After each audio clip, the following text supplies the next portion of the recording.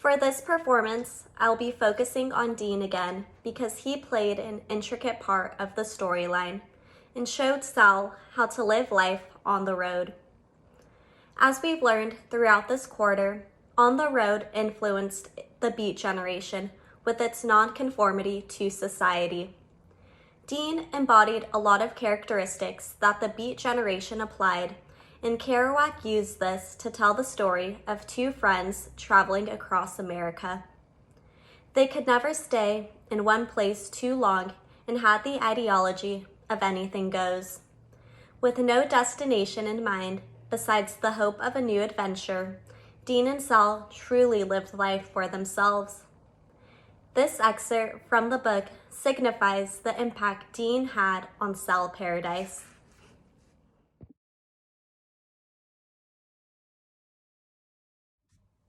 Now, it would take all night to tell of Dean Moriarty. Let's just say now, he was a teacher. And it may be said that he had every right to teach because he was a learner.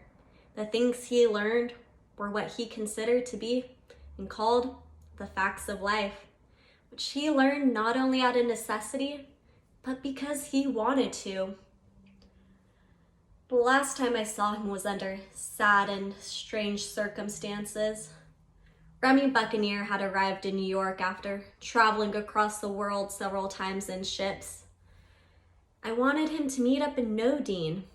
They did meet, but Dean couldn't talk anymore and didn't say anything, and Remy turned away. Remy had bought tickets to the Duke Ellington concert at the Metropolitan Opera and insisted Laura and I come with him and his girl. Remy was fat and sad now, but still that eager and formal gentleman, and insisted we do the things the right way, as he emphasized. So he got his bookie to drive us to the concert in a Cadillac. It was a cold winter night, and the Cadillac was parked, ready to go, and Dean stood outside with his bags, ready to go to Penn Station and on across the land. "Goodbye, Dean," I said. "I sure wish I didn't have to go to the concert." "Do you think I can ride to 14th Street with you?" he whispered. "Want to be with you as much as possible, my boy, and besides, it's so darn cold out here in New York." I whispered to Remy, "No, he wouldn't have it. He liked me, but he didn't like my idiot friends."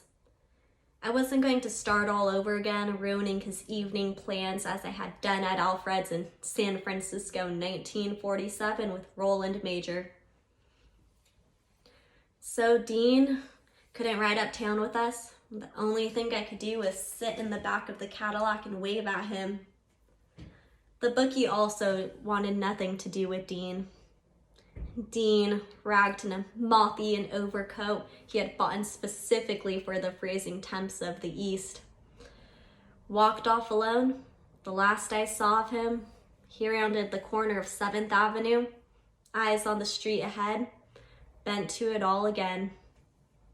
Poor little Laura, my baby, to whom I told everything about Dean, began almost to cry because we had all learned from him.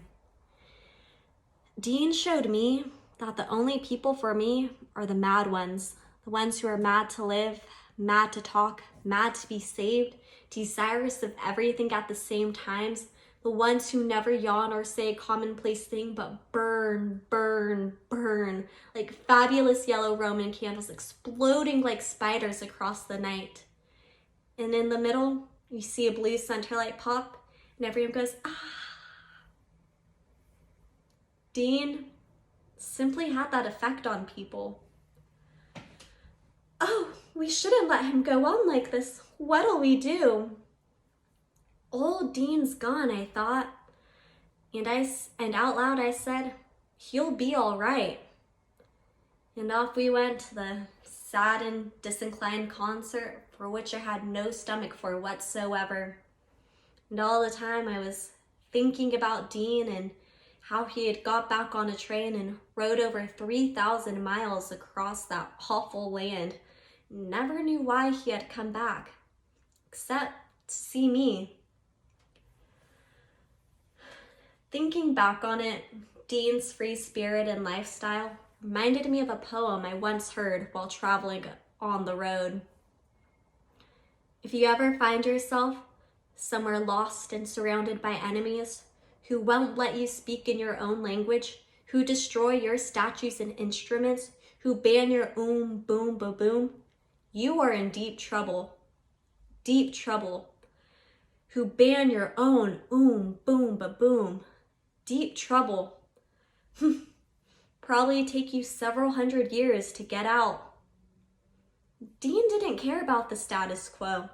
He was just himself, roaming from one place to another. He never lost his own boom, ba-boom. With that in mind, in America, when the sun goes down and I sit on the old broken down river pier watching the long, long skies over New Jersey, and since all that raw land rolls in one unbelievable huge bulge over to the West Coast, and all that road going, and all the people dreaming in the immensity of it, and in Iowa, don't you know by now that the children must be crying in a land where they let children cry? And tonight, the stars will be out, and don't you know that God is Pooh Bear? The evening star must be drooping and shedding her sparkling dim lights on the prairie, which just before the coming of the complete night that blesses the earth, darkens all rivers, cups the peaks and folds the final shore in, and nobody knows what's going to happen to anybody besides the forlorn rags of growing gold. I think of Dean Moriarty. I even think of old Dean Moriarty, the father we never found. I think of Dean Moriarty. And this was really the way that ended my whole road experience. And the things that happened were too fantastic not to tell.